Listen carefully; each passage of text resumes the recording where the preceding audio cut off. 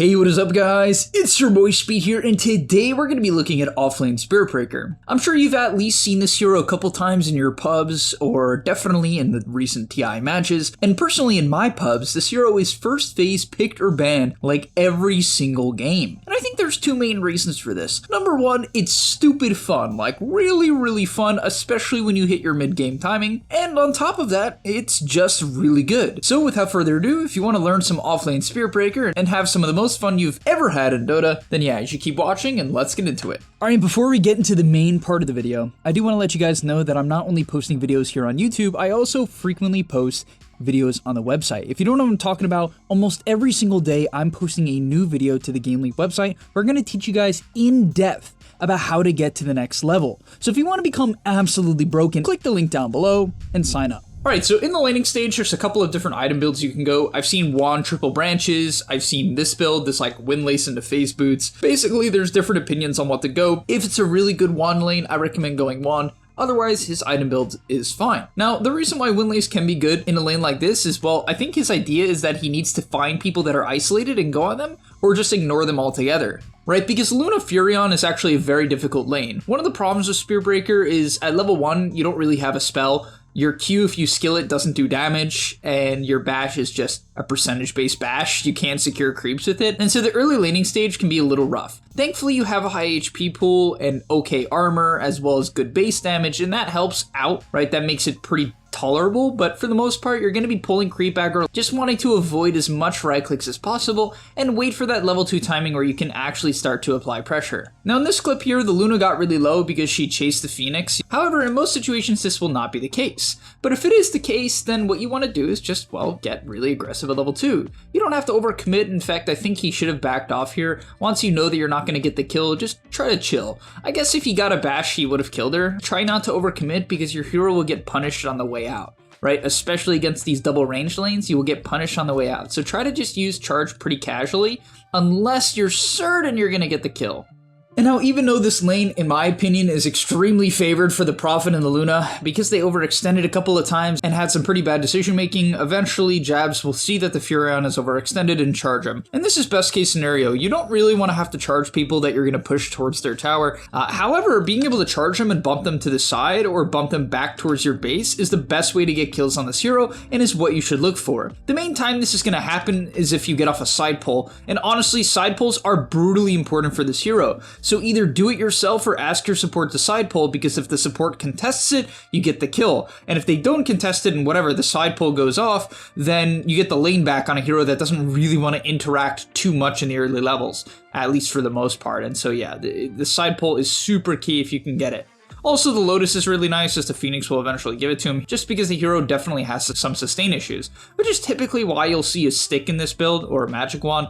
Once again, I don't know exactly why he didn't go it. I guess he just felt like the boots windlace is the way to go against double range. He probably feels that if he can't close the gap and stick on top of them, they will kite him. And honestly, I kind of like that logic. It's something I've thought about against when you're playing melee against range and you have to chase them. You kind of need movement speed. For instance, like right here, there's no way they get this kill unless he can continue to auto the guy and stick on top of him.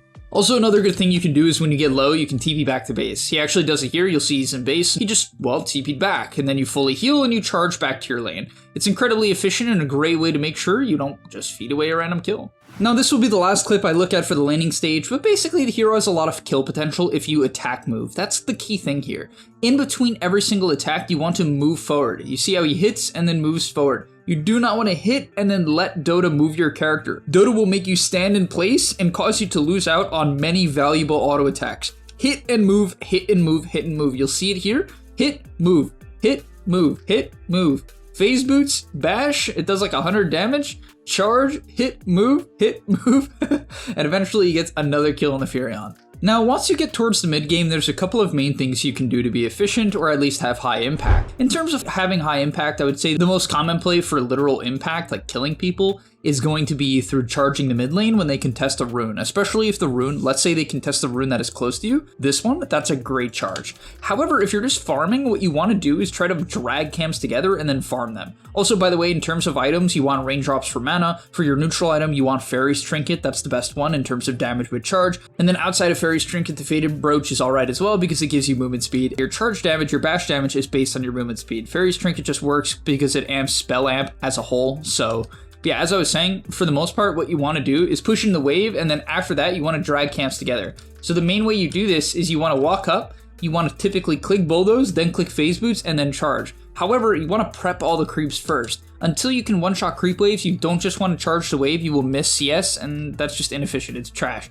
So you'll notice he hits all the creeps once, and then charges through, right? You will one-shot range creeps, so you don't have to worry about that. From there, he actually stacks up the large camp to the south side of him, and once again is going to look to kill the creep wave. He goes for some deep dive on the Luna hero, which is just good awareness. I really think when you're playing Spirit Breaker, you want to pair it with high damage supports. Examples of this are Ancient Apparition, Phoenix, Grimstroke. I would say these are probably 3 of the top ones because they can also follow up from a range. Grimstroke can ink swell you when you're charging by, AA can blast from a distance, and Phoenix has dive to catch up. However, something like Pugna, even though it's decent, I don't think it's as good because of the fact that it has a hard time catching up to you and following up your charge, assuming you're charging forward. But yeah, in this clip here, notice how much damage the charge does to this camp. It's pretty unbelievable. Like, it just wipes through the camp. A couple of bashes onto the large creeps, and you farm it up. It's just insane. Then he comes to the camps to the right side here, right? And you can charge through, and look how efficient that is. That is the power of this hero. It's actually largely the efficiency that you can have,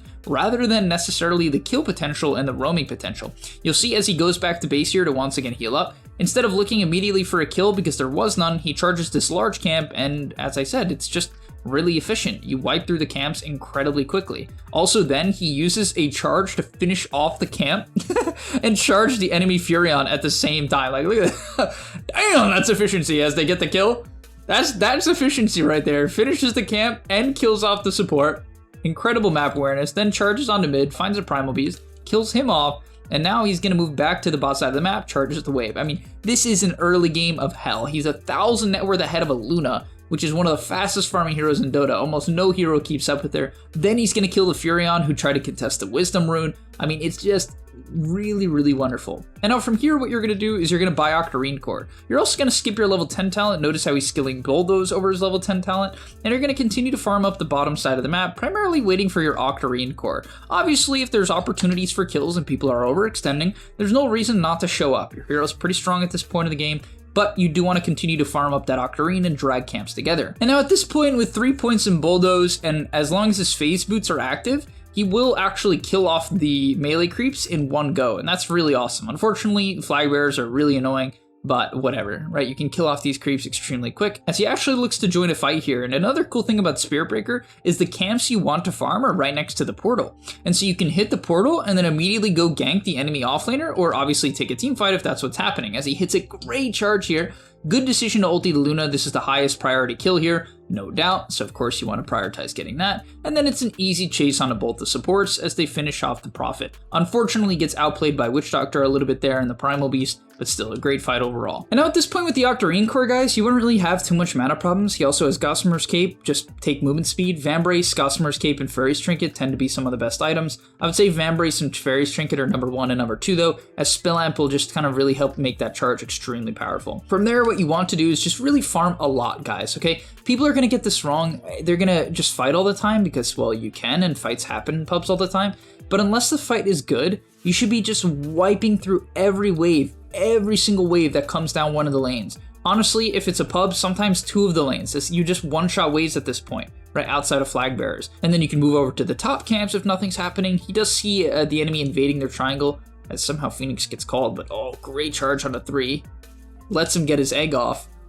Buys some time. Unfortunately, the ulti did not stop the egg from going down, not too surprising. But it buys time for his entire team to show up, and they get close to a team wipe. They're going to kill off the Prophet in a moment. So now as the game progresses, a couple things I want to talk about is that at level 10, eventually you take night vision. It's just very good during the nighttime to see shit. It helps you charge creep waves faster when you're split pushing too. It's really nice. At level 15, you take Bulldoze cooldown. At level 20, you take greater bash damage. At level 25, you take, well, honestly, both of these are good. I would say probably, this is sort of difficult. It just depends what you need, right? If Bulldoze is getting constantly dispelled, then of course take the other one. But in a lot of games, I would say just take the greater bash chance. At the point where you hit level 25, you have so many items and you can just stick on top of people. You can probably just bash the hell out of them. I'm sure it's very, very powerful. Now upcoming here, we're going to see a sick team fight from Jabs. Also keep in mind his items at this point are Midas, Octarine, and Shadow Blade. The Octarine lowers the cooldown of the Midas and the Shadow Blade, as well as obviously all of your abilities, making you farm stupid fast. From there, yeah, as we look at this team fight, I mean, this execution was just nuts. Sees them diving top, so he TPs in. From there, what he's going to look to do is kind of just wait for his charge. He's pinging it out, right? Saying, my charge is up soon. Oh, he TP'd back to base. Maybe that was an accident. I don't know. But yeah, he's going to charge through. So they're going to look for the axe. They finish off the axe. Very nice. From there, he doesn't immediately ult Witch Doctor. He clearly puts a priority on focusing cores with it, which I think is kind of cool. It's kind of nice. Right? He kind of looks at the hero more as a disable hero. And look at this play. So what he did was he panned mid and charged mid. This was based as hell. Because he probably would have died if he didn't do that. So that was super sick. I mean, that was insanely sick. Also keep in mind, he actively bought Planner Pocket. It's an ability you can click, and then when you click it, one single target spell that is used on an ally will be redirected to yourself. But the key thing is that you get 75% magic resistance until the effect ends. A spell is redirected to you, you lose the magic resist. You don't just get 75% for 6 seconds. That would be kind of insane. However, I honestly think that he might have intentionally done this. I don't know exactly what he's buying it for. I almost think that part of him is thought that like, okay, they won't cancel it, right? Nothing will be redirected, and as a result, they'll just get the magic resist. I don't know if he thought that way. It's kind of cool, as he's going to look for the charge here. Looks for the Luna, unfortunately doesn't find her, so he's just going to take the Witch Doctor kill. And from there, guys, all you want to do is just continue to bulldoze down waves, right? Keep clicking it, and in most games, you just won't die. Now, in this game, he goes Wind Waker. I think it's sort of because of the fact that they have like a lot of damage just to kill him. Some games, you just go Kaya and Yasha, and then like Heart, and basically you're completely untouchable. But yeah, in this game, I think he feels like the Primal Beast can kill him. He also probably feels like Death Ward can kill him, so can Sprout to some extent. Eclipse is good at killing Spirit Breaker, and so it's really not a free Spirit Breaker game. As a result, I think the Wind Waker is his idea of kiting out, which I kind of like. It's pretty dope. Of course, it also gives movement speed and quite a bit of it, and so that allows you to do more damage too. Now, at this point of the game, things were looking kind of bad. He actually got picked off on the top side of the map, and this allowed the enemy team to push down the lane and get a set of racks.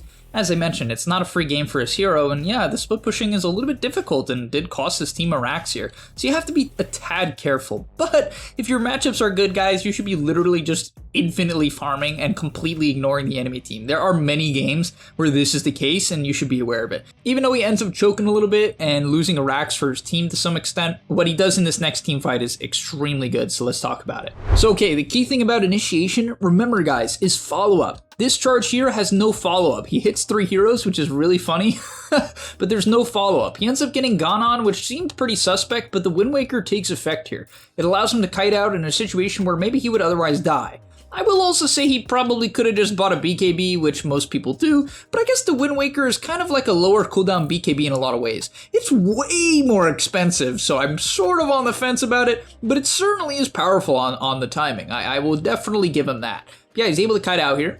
Then he's going to look for an ulti to keep the guy in the Wukongs. Unfortunately, kind of didn't get it as he looks for a charge through here, because you can bash people, you can charge people who are BKB'd if you charge anything else around the map, right? So as long as you're next to them and you charge anything else, it will stun them. And that's the way to chain stun BKB people. You can ulti them through BKB, and then you have to charge something else random. And that's how you chain stun these like carries. That's extremely powerful, so keep that in mind. But yeah, just completely disrupts the enemy positioning, broke their smoke, kites out with the Wind Waker, so baits a major initiation, which obviously is going to protect his teammates because they're not getting gone on, and wins them the fight. Now, I also will like to say that I mentioned that you should take all of the right talents. However, he actually took Charge of Darkness, bonus movement speed, and Bulldoze all barrier. Obviously, the Bulldoze barrier I mentioned definitely makes a lot of sense in certain games. 500 damage block is obviously good, right?